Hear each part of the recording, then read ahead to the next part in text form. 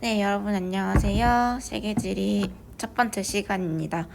자, 오늘은 우리가 화산 지형과 카르스트 지형을 할 건데 선생님이 깜빡하고 학습지 파일을 여기다 안 넣어가지고 학습지는 여러분들이 개인적으로 따로 보시고요. 선생님이 이거 학습지 보면서 설명은 할 거예요. 어디를 피냐면 우리 28페이지 피시고 오늘 나가는 진도는 28페이지부터 30페이지까지입니다. 그래서 오늘은 화산과 카르스트를 할 건데 우리 지난 시간에 화산이 주로 어디에 분포하고 있는지는 배웠었죠. 그래서 28페이지 아래에 있는 지도로 확인을 했었습니다. 자, 화산은요 굉장히 많아요. 우리나라에도 굉장히 많고 전 세계 각지에 분포를 하고 있는데 그냥 대표적인 화산 주요 활동 지역만 우리가 5군데로 체크를 했었고 대부분이 조산되었다. 왜? 판과 판이 부딪히면서 섭입이 나타나는 경우에는 일렬로 쫙 그 판의 경계에 따라 마그마가 분출한다. 대륙과 대륙이 충돌하는 경우 빼고 이렇게 얘기를 했어요. 자, 그래서 대부분이 신기습곡 조산대에 분포하고 있지만 그게 아니어도 뭐 하와이나 뭐 동아프리카 지구대나 아이슬란드처럼 신기습곡 산맥이 없어도 자, 화산은 분포할 수가 있다라고 얘기를 했었습니다. 자, 오늘은 이렇게 다양한 화산 지역에서 형성되는 화산 지형에 대해서 할 텐데요. 말 그대로 화산에는 어떠한 독특한 지형들이 있는지, 산은 어떻게 생겼고 뭐 돌은 어떻게 생겼는지 그거에 대해서 할 텐데 28페이지 맨 위에 보시면요. 기본 개념 파악하기에 자, 용암에 대한 설명이 나와 있습니다. 자, 용암이라는 거는 뭘까요? 자, 우리가 이렇게 지구가 있으면요. 안에 핵에서 이렇게 쫙 열기를 뿜어내고 안에 마그마가 분포를 하고 있죠. 자, 이 마그마가 땅 바깥으로 이렇게 분출을 했을 때 우리가 화산이 형성되는구나 라고 알고 있습니다. 자, 지하에 있을 때는 우리가 마그마라고 표현을 하고 이게 지표 바깥으로 나오는 순간 용암이라고 표현을 합니다. 용암과 마그마는 그래서 똑같기도 하고 또 다르기도 한 개념이에요. 자, 용암이라는 거는 마그마가 분출했을 때 흐르는 것을 용암이라고 하고 우리가 크게 자, 용암을 두 가지로 구분을 합니다. 점성이 높은가 낮은가 혹은 유동성이 높은가 낮은가로 표현을 할 수가 있는데 우리가 이제 그거를 볼 거예요. 자, 현모암질 용암이 있고요. 그 다음에 조면 안산암질 용암이 있습니다. 자, 우리 29페이지 맨 위에 여백에다가 자, 같이 적어볼게요. 현모암질 용암이 있고 조면 혹은 안산암질 용암이 있다. 용암의 종류는요 엄청나게 많아요. 이 용암이 굳었을 때 우리가 지금 이렇게 눈에 보이는 돌멩이가 되죠. 원래는 뜨끈뜨끈했던 용암이 냉각되고 나서 이렇게 돌로 변합니다. 근데 이 용암들이 성질이 어떻냐에 따라 명칭, 종류가 굉장히 다양하지만 그 중에서 대표적으로 현모암질 용암과 조면 혹은 안산암질 용암 이렇게 구분을 할 수가 있어요. 얘네는 어떻게 구분이 되느냐? 유동성과 점성으로 우리가 두 개를 별개로 구분을 하는데요. 자, 유동성이라는 건요. 28페이지 맨 위에 나와 있어요. 자, 유동성이란 액체처럼 흐르는 성질을 유동성이라고 하고요. 점성은요. 유동성의 반대로 자, 끈끈한 성질을 점성이라고 합니다. 그러면 점성은 낮고 유동성이 높다라는 거는 이 용암이 콸콸콸콸 우리 하천이 흐르듯이 콸콸콸콸 흘렀다라는 걸 얘기할 수가 있고요. 자, 유동성이 작고 점성이 크다. 이러한 용암의 특성은 어떨까요? 콸콸콸 흐르지 못하고 꾸덕꾸덕꾸덕 자, 조금씩 끈끈하게 흐르는 거를 우리가 점성이 높은 용암이다 라고 표현을 합니다. 그래서 현무암질 용암은요 유동성이 크고요 조면 안산암질 용암은 점성이 큽니다. 그러니까 현무암질 용암은 폭발을 했을 때 물처럼 확 흘렀다는 것이고 조면 안산암질 용암은 꾸덕꾸덕하게 천천히 흐르면서 냉각이 된 암석이다 라고 우리가 구분을 할 수가 있어요. 자, 그래서 우리 화산 지형은요 자, 형성 과정에 29페이지 맨 위에요. 지하의 마그마가 용암, 화산재 등의 형태로 지표로 분출되면서 형성된 지형이다. 그래서 분포는 저번 시간에 했죠. 대부분 판의 경계에 위치하고 있지만 판의 경계가 아닌 곳도 있더라 라고 했었습니다. 그래서 이 화산에는 어떠한 지형이 발생하는지 그 아래 주요 지형을 한번 볼게요. 자, 우리가 화산 지형은 크게 세 가지, 더 구체적으로 나누면 네 가지의 종류로 구분이 되는데, 주요 지형을 보시면요. 자, 성층화산, 순상화산, 용암돔, 용암대지, 칼데라 이렇게 있어요. 자, 우리가 화산을 이제 형태상으로 구분을 하는 게 있고, 그 다음에 뭐 형성 원인별로 구분을 하는 게 있고, 굉장히 다양한데 우리 29페이지에 나오는 주요 지형은 뒤죽박죽 섞여 있습니다. 그래서 선생님이 설명하는 거 먼저 우선 듣고 나중에 학습지에 정리하도록 할게요. 자, 화면에 보시면 세 가지의 화산 지형이 나와 있는데요. 첫 번째로 얘는 되게 높네요. 일단 고도가 자, 오른쪽 놈에 비해 높죠. 얘는 이렇게 평평하게 나타나고 있어요. 그 다음에 얘는 평평하게 똑같이 나타나고 있는데 뭔가 형태상으로 얘랑 조금 구분이 되는 걸 볼 수가 있습니다. 자, 우리가 이거를 순서대로 종상화산, 순상화산, 용암, 대지다 라고 부르는데요. 자, 종상화산이랑 순상화산은 이렇게 마치 종상화산은 종을 세워둔 거와 같이 볼록하게 튀어나온 모양이구나. 그 다음에 순상화산은 방패 순자 기억나죠? 안정육해 순상지 때 자, 방패를 이렇게 엎어놓은 것처럼 고도가 낮고 완만하게 생겼구나.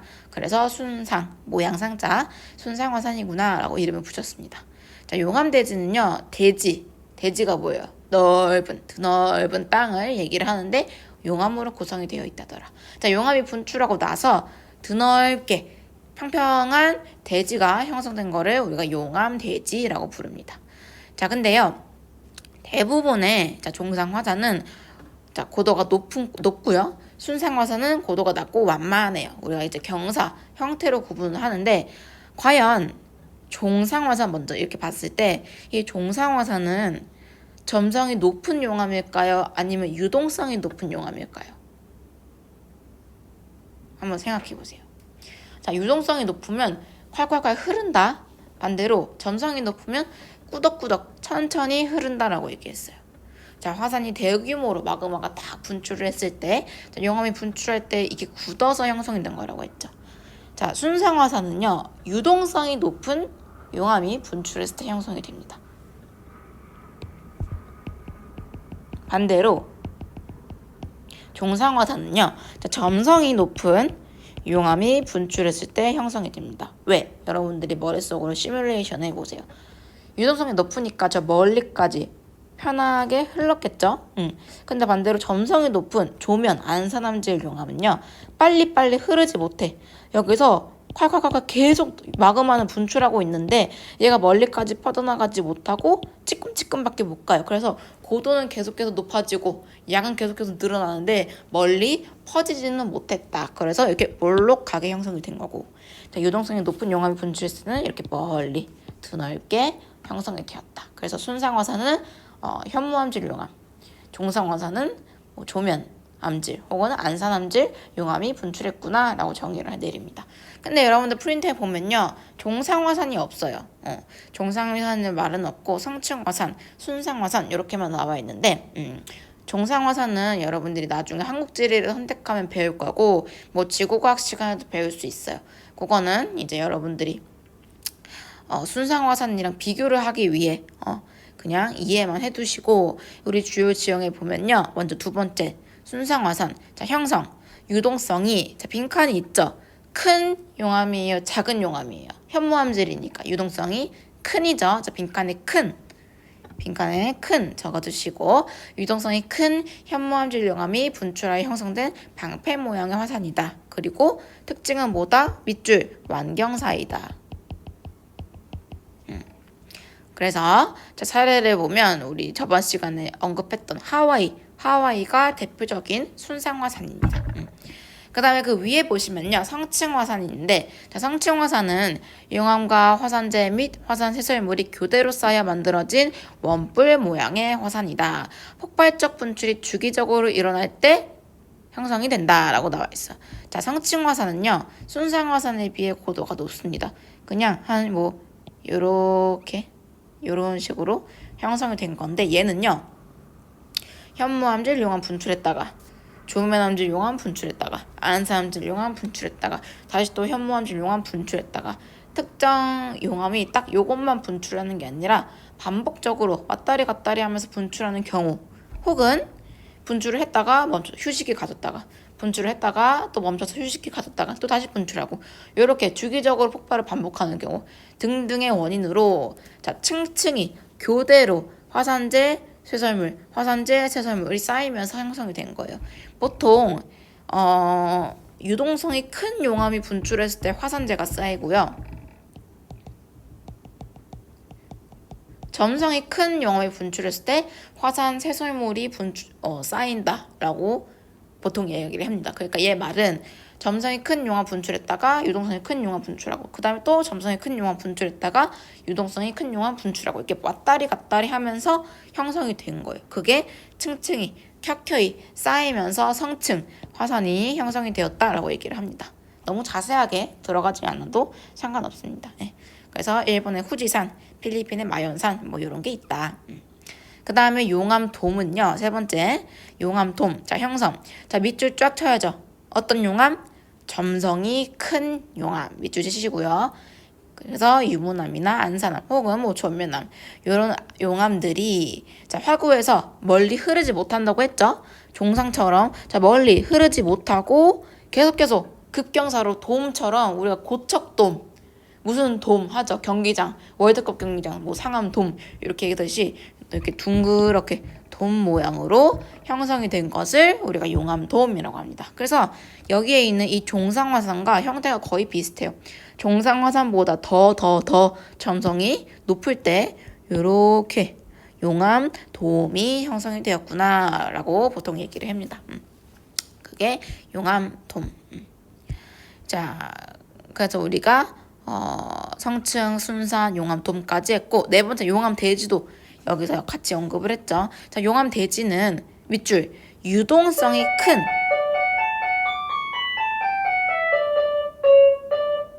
죄송해요. 여기 학교에서. 네. 자, 유동성이 큰 현무암질 용암이 분출을 했다.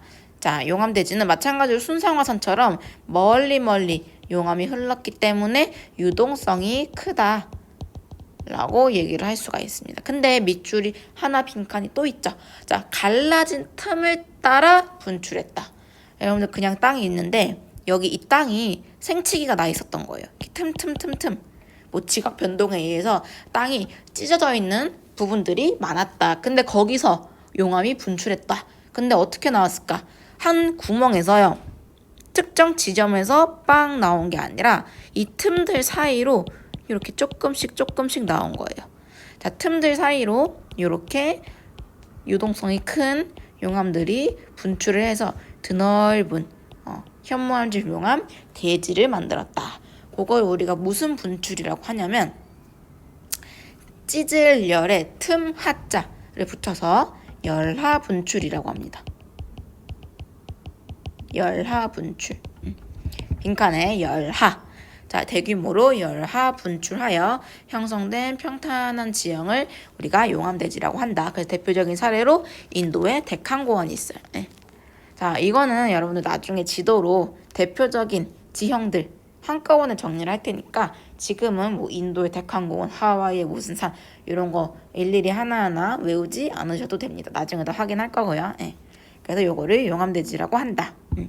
그 다음 마지막 지형으로 칼데라가 있는데요. 칼데라는요. 우리 지금 요렇게 여러분 프린트 29페이지 아래에도 칼데라 호의 형성 과정 이라고 나와 있죠. 자, 칼데라라는 것은 여러분들 화산이 분출을 했어요. 요렇게. 자, 우리가 분출하기 전에 이 지하에 마그마 덩어리가 있었겠죠. 이 마그마의 집을 마그마 괴미라고 하는데 영어로는 마그마 체인버. 자, 이 마그마가 가득했던 요 지하에서 빵 분출했어요. 그래서 우리가 화산이 형성이 되죠. 그래서 화산이 이렇게 높게 형성이 되었는데 이 마그마 안에 있던 이 마그마가 바깥으로 다 분출을 하고 나버리니까 이 지하에는 뭐가 생길까요? 커다란 공동, 동굴, 구멍이 생기겠죠. 원래는 마그마랑 꽉꽉 채워져 있었는데 지금은 텅 비었어. 그러면 시간이 지나면 어떻게 될까요?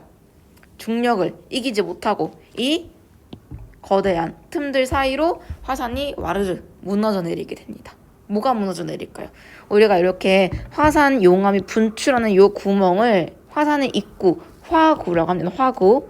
이 화구가 이 마그마 체인버, 마그마 괸 방향으로 와르르 중력을 무너지면서 이렇게 깊게 패인 분지가 형성이 돼요. 요거를 우리가 뭐라고 부르냐면 칼데라라고 합니다. 칼데라. 자, 29페이지 형성을 보세요. 자, 29페이지 형성. 자, 칼데라는 화산이 폭발하여 분출된 후 뭐가 함몰이 된다? 화구, 빈칸의 화구죠. 자, 화구가 함몰이 되면서 자, 본래에 있던 화구보다 지름이 훨씬 큰 드넓은 땅덩어리, 움푹 패인 지형을 우리가 분지라고 하죠. 큰 분지가 형성이 되는데 우리가 그것을 칼데라라고 합니다. 근데 자, 시간이 또 지나면서 비가 내리고 뭐가 하고 반복이 되면서 자, 이 칼데라에 물이 고이게 된다. 여러분들 분지니까 잔잔하게 물이 고이기가 쉽겠죠. 그래서 이 칼데라에 물이 고여서 형성된 호수를요, 우리는 칼데라호라고 부릅니다. 그래서 우리나라 백두산 천지 아시죠? 이 백두산 천지도 칼데라호예요. 그래서 칼데라에 호수가 형성된 것을 칼데라호라고 부른다. 그래서 우리는 칼데라와 칼데라호를 두 가지 다 기억을 해주시면 좋겠습니다. 자, 이렇게 우리가 화산 지형을 총 5가지를 얘기를 했고요. 자, 이렇게 이러한 화산 지형에서는 자, 어떤 주민 생활이 나타날까 그거를 또 할 건데 이거는 별거 없어요. 자, 화산은 분출을 할 때 이렇게 거대한 화산재를 흩뿌리게 되죠. 자, 이렇게 화산이 폭발하고 날아갔던 화산재가 켜켜이 땅에 쌓이게 됩니다.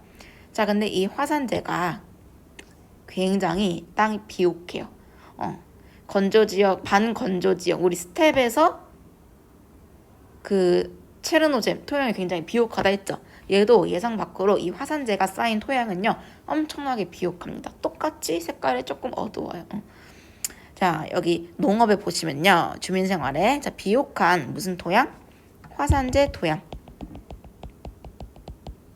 자, 화산재 토양을 바탕으로 엄청나게 비옥하기 때문에 농업이 발달하더라.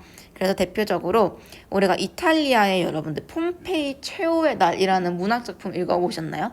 굉장히 유명한 고전 소설인데 이 폼페이가 실제로 이탈리아 베수비오 화산에서 분출했을 때 그때 초토화가 된 도시 국가의 이름이죠. 네, 폼페이.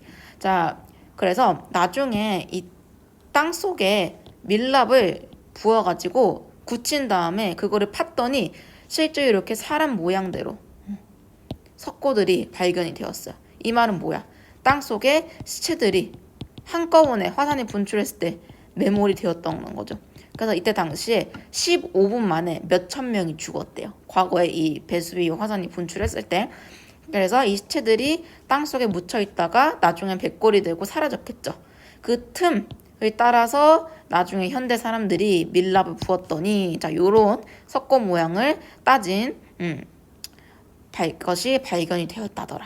그래서 지금도 이탈리아에 가면 엄청나게 큰 규모의 관광지로 구성이 되어 있습니다. 화산의 공포를 재현시킬 수 있는 곳이죠. 그래서 이 폼페이 최후의 달의 문화작품의 실제적 배경인 이탈리아에도 이 비옥한 화산재를 통해서 여러 가지 수목농업, 우리가 수목농업이라고 한 게 뭐였죠? 지중해성 기후에서 하던 농업, 여름철이 고온 건조한. 자, 수목농업이라는 건 올리브, 포도, 레몬 같은 딱딱한 줄기를 가진 농산품을 재배를 하는 걸 수목농업이라 했고, 그 다음에 인도네시아도 이 화산재를 통해서 이런 커피나무도 재배를 많이 하고, 그 다음에 동남아 열대과일들도 화산이 분출한 곳에서 더 비옥한 토양을 활용하여 재배를 하고 있습니다. 그 다음에 자, 농업 말고 광업도 있다더라. 여러분들 요거는 기억을 해주셔야 돼요. 우리 남미에 남미가 이렇게 생겼고 우리 안데스 산맥 이렇게 지나고 요 나라가 뭐였어요? 안데스 산맥을 따라 긴 세계에서 가장 긴 나라 칠레다. 칠레. 이 칠레와 그 위에 있는 이 페루는 화산 지형이죠. 왜? 기억나나요? 우리 그때 남미 대륙판과 해양판이 쫙 섭입 충돌을 하면서 안데스 산맥이 쫙 생기고, 이 안데스 산맥에도 해양판과 대륙판이 섭입이니까 화산이 분출한다. 그래서 여기에는 이 화산의 결과로 은, 유황, 구리 등등 엄청나게 돈의 가치가 높은 광물들이 분포를 하고 있습니다. 그래서 칠레가 세계 구리 생산 1위예요. 1위. 그거를 기억을 해주시면 좋겠습니다. 자, 그 다음엔요, 마지막으로 우리가 지열 발전이 있는데, 이 지열이라는 것은 땅 지자에 우리 열, 땅의 열을 이용해서 발전, 전력을 생산한다라는 것이죠. 그래서 이 화산이 분포를 하는 곳에는 당연히 이 화산 아래에 있던 엄청난 마그마의 결과로 땅속이 뜨끈뜨끈하다. 그리고 실제로 마그마가 아직도 있는 경우도 많고요. 그래서 이 땅의 열기를 이용해서 발전을 합니다. 그래서 이게 뭐냐면요, 물을요, 발전소에서 지하로 보냅니다.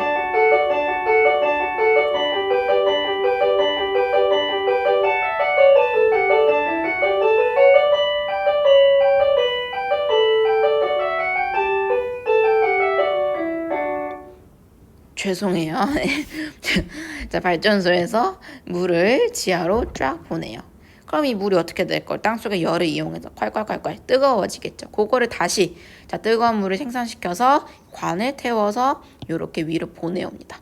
이 뜨거운 열기, 이 힘, 에너지, 열 에너지로 발전을 시키는 거예요. 요게 지열 발전이다. 그래서 여러분이 29페이지 오른쪽에 표가 하나 나와 있죠. 미국, 인도네시아, 필리핀, 터키, 뉴질랜드, 멕시코, 이탈리아, 케냐, 아이슬란드, 일본 전부 다 뭐다? 화산이 분포하는 곳이더라. 그래서 우리가 여기 이 지열 발전하는 국가들 대표적으로 선생님이 지금 말하는 국가들만 꼭 기억을 해주도록 할게요. 탑5는 항상 중요해요. 미국, 인도네시아, 필리핀, 터키, 뉴질랜드. 그 다음에 플러스로 이탈리아랑 아이슬란드. 그 다음에 일본까지. 탑5와 요 세 국가. 결국에는 거의 다네요. 네, 죄송해요. 이탈리아 베수비 화산, 아이슬란드 대서양 중앙 해령 화산, 그 다음에 일본도 대표적인 화산지대다. 그래서 이렇게 지열 발전을 활발하게 하고 있다라는 거. 그래서 이 지열 발전을 하고 남은 뜨거운 물로 온천도 굉장히 활성화가 되어 있어요. 그래서 여기는 아이슬란드의 블루라군 온천인데, 아이슬란드로 여행을 굉장히 사람들이 많이 가거든요. 빙하도 볼 수 있고 화산도 볼 수 있고, 이렇게 이 블루라군 온천이라는 유명한 관광지가 있는데 너무 예쁘죠, 여러분들. 야외 지열 온천입니다. 그래서 사람들이 이렇게 수영복이나 이런 빨개 벗고 들어가가지고 뜨끈하게, 바깥은 추운데 내 몸은 따뜻해. 엄청나게 좋거든요. 이런 느낌이. 그래서 이런 온천 관광 산업이 활발하더라. 그리고 일본도 온천이 유명하고, 그 다음에 뉴질랜드도 온천이 유명합니다. 뉴질랜드는요, 여러분 호주 오른쪽에 있죠. 섬이 이렇게 두 가지 덩어리로 이루어져 있는데, 남쪽은 빙하섬이고 북쪽은 화산섬이에요. 그래서 엄청나게 청정 대자연과 함께하는 나라가 뉴질랜드입니다. 그래서 우리가 대표적인 화산 지형 플러스 이 화산 지역에서 사람들이 어떻게 살아가고 있는지, 온천, 지열 발전, 농업, 광업, 이렇게 기억을 해주시면 될 것 같아요. 네. 내용은 뭔가 이렇게 조금 많아 보이는데 난이도가 워낙 낮아가지고 이건 시험에 절대 어렵게 나오지는 않습니다. 그래서 특정 지형한 국가들, 지역들, 그 다음에 형성 과정만 이렇게만 기억을 해주시면 화산은 충분히 보실 수가 있다. 그 다음으로 넘어갈게요. 프린트 30페이지. 학습지 30쪽으로 뒷장으로 넘어가서 우리가 카르스트 지형이 있는데, 이 카르스트 지형이라는 것은 우리 통합사회 시간에서 했었어요. 작년에 했었는데 여러분들이 분명히 까먹었을 테니까 기초부터 다시 하도록 하겠습니다. 여러분들 화면에 세 가지의 그림이 나와 있는데, 징그러운 놈 하나랑 생선 뼈다구랑 밑에 조개들이 보이죠. 얘는 여러분들 뭔지 아세요? 고생대 때 엄청나게 많이 살았던 삼엽충입니다. 벌레예요, 벌레. 자, 이 석회암이라는 거를 우리가 오늘 해야 되는데 석회암이라는 게 뭐냐면요. 요런 삼엽충 벌레들 시체, 그 다음에 물고기 시체, 이런 조개 껍데기들이 모여서 쌓여서 압축되어서 만들어진 암석을 우리가 석회암이라고 불러요. 즉 얘네들이 다 공통점이 뭐예요? 어디에 살아요?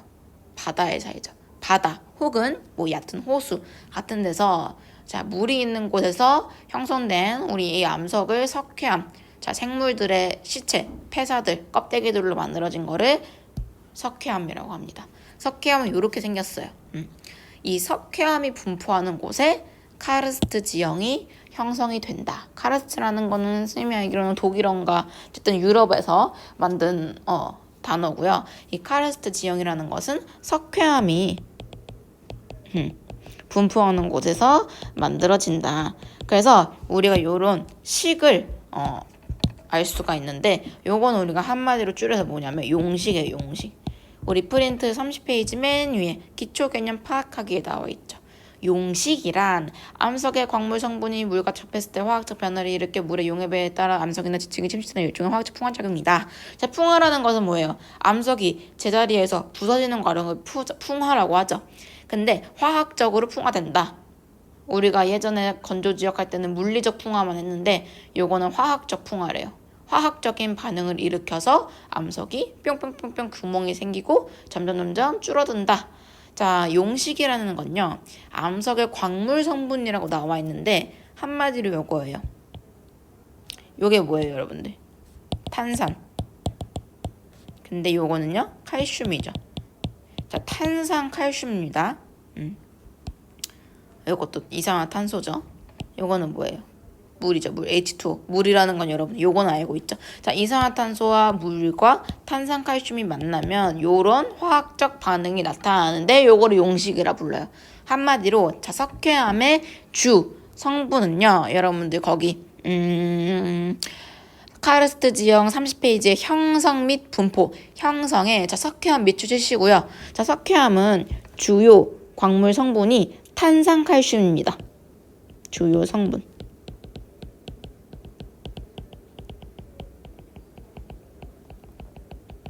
근데 이게 빗물이 뭐야? 우리가 산성비, 최근에 이제 막 빗물에 산성이 많다. 이산화탄소죠? 이산화탄소와 물, 빗물이죠. 이 빗물과 만나면 화학적 풍화가 나타난다. 라는 거예요. 자, 그래서 거기 빈칸에 자, 석회암의 화학적 풍화 작용이 무슨 작용? 용식 작용을 받아서 형성된 것이 카르스트 작용이다. 그래서 이 탄산칼슘은 물에 만나면 녹는 성질을 갖고 있어요.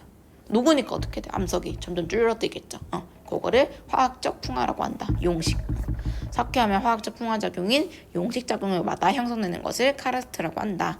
그래서 당연히 빗물과 물과 만날수록 형성이 더 많이 나타나니까 강수량이 풍부할수록 더 카르스트 지형은 많이 형성이 되겠죠. 그래서 밑에 분포를 보시면요. 자, 석회암층이 넓고 깊게 분포할수록 그 다음에 플러스로 강수량이 빈칸에 강수량이 풍부할수록 잘 발달한다 라고 얘기를 할 수가 있습니다.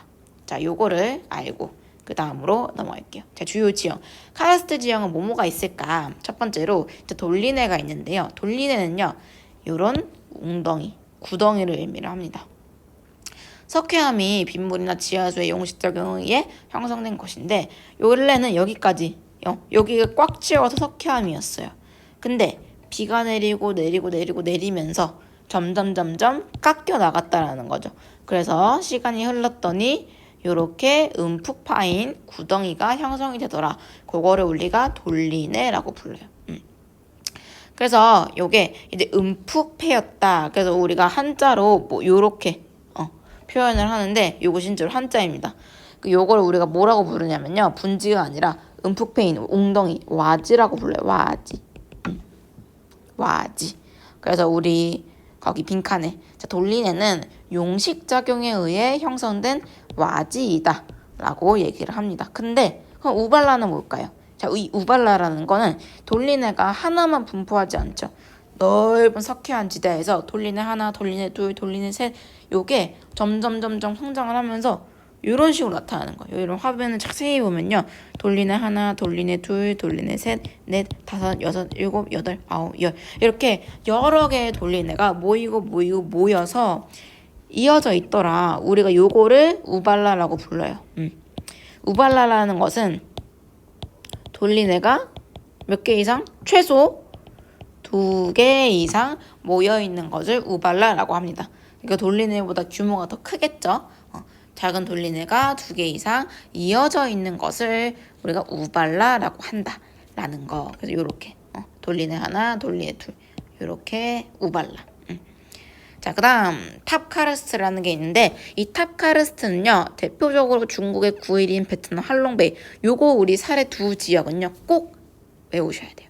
굉장히 많이 나옵니다. 자, 세계지리니까 자 중국의 구일인이라는 곳, 그 다음에 베트남의 할롱베이라는 곳이 있는데 요거를 보러 여기에 간다라고 할 정도로 엄청나게 유명한 관광지이고요.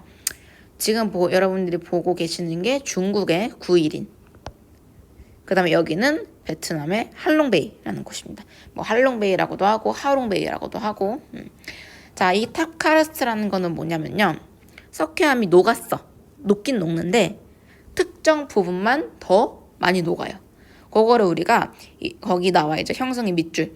자, 석회암이 빗물 하천 해수의 차별적인 용식 및 침식이다. 그거를 줄여가지고 차별 용식이라고 부르는데 원래는 요렇게 똑같이 일정하게 석회암이 분포하고 있었어요. 근데 지금은 사라진 요 파인 부분들 보이죠? 여기만 더 많이 용식이 된 거예요. 그러니까 이게 시간이 지나고 나서 이렇게 지금 우리가 보는 이런 뾰족뾰족한 탑 카르스트들이 형성이 되었다. 자, 차별적으로 이 부분만 더 많이 용식이 되어서 이런 뾰족뾰족한 탑 모양의 지형을 만들게 되었다라는 겁니다. 왜 차별적으로 용식이 일어났을까요?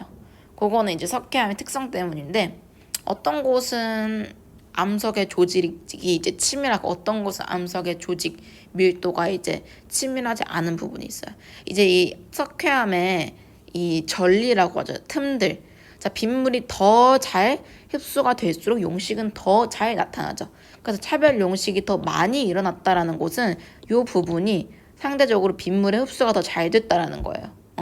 아니면 혹은 탄산칼슘의 농도가 더 짙었거나 여러분들 거기까지 갈 필요는 없고요. 그거는 과학이니까. 어쨌든지 간에 차별 용식, 차별적으로 특정 부분만 더 용식이 잘 나타났기 때문에 탑카르스트라는 지형 형성이 되었다. 남은 부분을 우리가 눈에 보고 있는 거예요. 남은 요 차별 용식에 받지 않고 남은 지형들이 탑카르스트다. 그래서 중국의 구일인, 베트남의 할롱베이가 있다. 그래서 이런 봉우리들을 탑카르스트라고 하고요. 그 다음에 또 카렌이라는 게 있는데 사실 여러분들 요거는 탑카르스트랑 별로 구분이 잘 안 돼요. 모양도 보세요. 비슷비슷하죠. 탑카르스트, 카렌, 탑카르스트, 카렌. 딱 사진만 보고 이게 탑카르스트인지 카렌인지 내가 알게 뭐야. 구분이 잘 안 돼. 그래서 요거를 구분하는 문제들은 나올 수가 없고요. 나온다라는 거는 그거를 출제한 사람이 미친 거고요. 그냥 카렌이 뭔지, 탑카르스트가 뭔지만 알고 계시면 됩니다. 자, 카렌의 형성을 볼게요. 용식되지 않고 남은 석회암이 지표로 드러난 암석기둥의 모양 지형. 탑카르스트랑 거의 흡사하죠. 그래서 개념적으로도 사실 구분이 잘 안 돼요. 요거를 설명하는 학자들도 많이 이제 혼용을 해서 얘기를 하고 선생님도 대학교 다닐 때 카렌이랑 탑카르스트가 똑같다고 배웠거든요. 근데 교과서에는 이렇게 구분이 되어 있는데 쉽게 말하면 탑카르스트는 요랬던 땅이 요렇게 차별 용식을 받았다라고 설명할 수가 있고 카렌은 요랬던 석회암 땅에서 비가 계속 내리겠죠. 그래서 안에서 요렇게 차별 용식이 나타났어. 그게 시간이 지나서 드러난 거예요. 네. 이게 날라가고. 이해가 되시나요? 그러니까 형성 과정에서는 이렇게 뭐 크게 구분을 지은 만한 포인트는 없어. 그래서 여러분들이 여기 두 개를 구분 지을 필요는 없고 그냥 탑카르스트랑 카렌 둘 다 용식이 되고 나서 상대적으로 덜 용식된 부분이 남은 지형이다 라고 보시면 되고요. 형태상으로도 되게 비슷해요. 카렌이 살짝 조금 더 뾰족한 그런 특징을 갖고 있긴 한데 굳이 그건 알 필요 없고 그냥 탑카르스트의 대표적인 지역 할롱베이랑 구이린, 그 다음에 뭐 카렌은 마다가스카르의 그랑칭기 정도? 요것만 아시면 됩니다. 요거는 오른쪽에 있는 사진은 우리나라의 카렌인데 우리나라도 강원도 동해안 쪽에 석회암이 많이 있거든요. 석회 동굴 뭐 되게 많고 그래서 우리나라에도 카렌이 있어요. 보이죠? 뾰족뾰족. 사람은 요만한데 엄청나게 크죠. 여기까지 원래는 여기까지가 전부 다 석회암이었는데 용식 돼서 요렇게만 남았다. 그래서 우리 카렌까지 했고요. 그 다음 석회 동굴 요게 이제 조금 카르스트에서 살짝 중요한 건데 얘는요 여러분들이 어렸을 때 여행 다니다가 분명히 한 번쯤은 가봤을 거예요. 안 가봤더라도 언젠가 한 번쯤은 봤을 거야. 자, 동굴에 들어가면 우리 종유석, 석순, 석주 하면서 배웠던 거 기억나죠? 석회동굴이라는 거는 뭐냐면 자 석회암 지대에서 비가 내립니다. 자 빗물에 의해서 어떻게 돼요? 이 탄산칼슘들이 자 이 빗물과 반응을 하면서 화학적 풍화가 나타난다. 근데 이게 자 지표에서 나타나면요 돌리는 우발라이고요. 지하에서 나타나면요 석회 동굴이 형성이 돼요. 자 빗물이 타고 들어가서 자 지하수로 들어갑니다. 그러면 이 지하수 층이라는 게 있죠. 자, 이 지하수 층에서 이 지하수가 석회암을 용식시키는 거예요. 그래서 형성이 된 게 석회동굴이다. 땅 속으로 들어가서 용식을 시키는 거예요. 자, 지표에서 바로 용식시키면 돌리네, 우발라. 땅 속으로 들어가서 용식시키면 동굴, 석회동굴. 그래서 석회동굴이란 빗물이나 지표수가 땅속으로 흘러들어가면서 용식되어 만들어진 동굴이다. 그래서 우리가 석회동굴을 지형을 이렇게 딱 구분을 할 때 자 위에서 이렇게 내려오는 거를 뭐라고 부를까요? 위에서 내려오는 거를 종유석이라고 하고요. 밑에서 이렇게 올라오고 있는 거 보이죠? 요거를 우리가 석순이라고 합니다. 그 다음에 이 종유석과 석순이 성장을 반복하다 보면 언젠가 한 100만 년 흘렀을 때 이렇게 만나요. 요 기둥을 우리가 기둥 주자를 따서 석주라고 합니다. 종유석, 석순, 석주 이렇게 세 가지의 지형으로 우리가 석회동굴을 구분을 할 수가 있어요. 여러분들 프린트 빈칸에 석회동굴 지형 빈칸의 첫 번째는 종유석이죠. 종유석, 석순, 석주. 자 이거는요 탄산칼슘이 물에 녹잖아요. 근데 이 남은 탄산칼슘이 침전되어서 만들어진 지형인데 한마디로 화학적으로 남은 찌꺼기들이 모이고 쌓여서 덩어리로 굳는 거를 우리가 이런 지형 종유석, 석순, 석주라고 불러요. 1년에 0.1cm씩 자란다고 보시면 돼요. 그러니까 여러분들이 아기 때 만약에 요만했다. 그리고 이제 나중에 노인이 돼서 가보면은 한 뭐 요 정도 성장이고 그래서 시간이 계속 흐르다 보면 이렇게 석주도 형성이 되고 나중에는 이렇게 치밀하게 많은 뚱뚱한 지형들을 만들 수가 있다라는 거. 그냥 석회동굴. 그 다음에 이 석회동굴 내부에 혹은 바깥에 형성이 되는 게 이제 또 석회와 단구라는 게 있는데 여러분들 단구라는 거는 계단 모양의 지형을 뜻합니다. 자 계단 모양이죠. 계단. 여기도 계단. 그래서 이 석회와 단구의 대표적인 사례로 요곳 터키의 파묵칼레라는 곳이 있는데 너무 예쁘죠. 대표적인 관광지. 그래서 이 파묵칼레도 석회와 단구인데 얘도 똑같아요. 종유석, 석순, 석주처럼 이 탄산칼슘이 잔뜩 함유된 물이 자 경사질에 따라서 침전되는 거예요. 자, 이 꾸덕꾸덕한 이 탄산칼슘을 함유한 화학적인 물이 경사질에 따라 천천히 흐르면서 굳으면서 만들어진 거를 우리가 석회와 단구라고 합니다. 계단 모양. 석회와 단구. 그래서 카르스트 지형 총 크게 5가지의 지형으로 우리가 얘기를 할 수 있다. 돌리네 혹은 포함해서 우발라, 돌리네 우발라, 탑카르스트, 카렌, 석회동굴, 석회와 단구 이렇게 기억하시면 되고요. 자, 주민생활은 별거 없어요. 자, 석회암은 특징적인 게 땅을 이렇게 팠더니 뭐가 나왔냐면 이렇게 새빨간 땅이 나와요. 우리가 요거를 테라로사라고 부르는데 여러분들 영어로 영토 토양이라는 뜻을 가진 영단어가 뭐가 있을까요?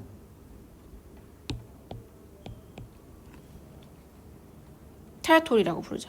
이 영토, 이 테라, 자, 땅이라는 겁니다. 로사는요, 이제 유럽어로 로마어로 장미라는 뜻이에요. 로사로 이 포켓몬에서 나오는 거죠. 로사의 머리 색깔이 어때요? 시뻘겋죠. 장미라는 뜻입니다. 자, 그럼 한마디로 뭐다? 테라로사는 장밋빛 토양이다. 자, 그래서 이 땅을 팠더니 시뻘건 붉은색의 토양이 나온다라는 거예요. 자, 여러분들 30페이지 맨 위에 올라가시면 기본 개념에 자, 테라로사. 자, 용식을 받았을 때 탄산칼슘은 물에 녹아서 사라지고 나머지 남은 산, 철, 알루미늄이 자, 공기와 만나서 산화를 거치면서 이렇게 붉게 변하게 돼요. 그래서 요거를 우리가 그런 토양을 테라로사라고 부르고 이 테라로사도 굉장히 비옥합니다.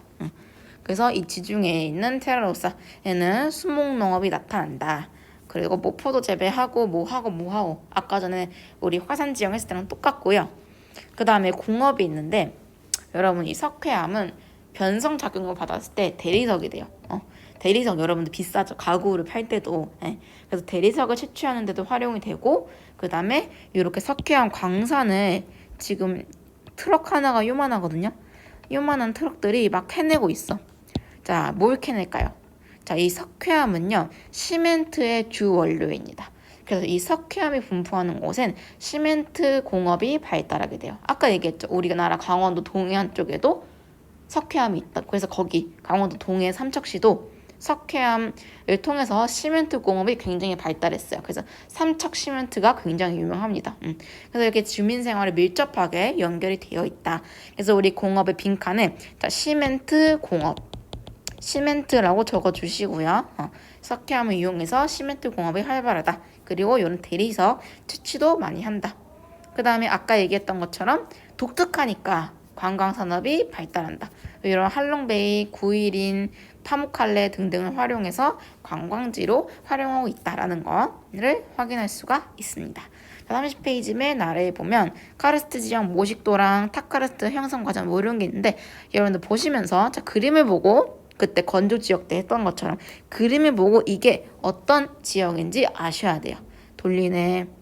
여러분들 그 그림에 폴리에라고 있는데 폴리에는 여러분들 모르셔도 돼요. 폴리에라는 거는 거대한 석회암 분지를 얘기하는 건데 우리는 안 배웠으니까 생략해두셔도 상관없습니다. 자, 돌리네. 돌리네가 여러 개 합쳐지면 우발라. 그 다음에 지하에는 석회동굴, 종유석, 석순, 석주. 그 다음에 또 용식, 차별 용식을 받아서 남은 거대한 봉우리 지형을 타카르스트, 카린이라고 부른다라는 거. 그래서 오늘은 여기까지 하도록 할게요. 그래서 다음 시간에 해안 지형만 따로 나가도록 하겠습니다. 네, 수고하셨습니다.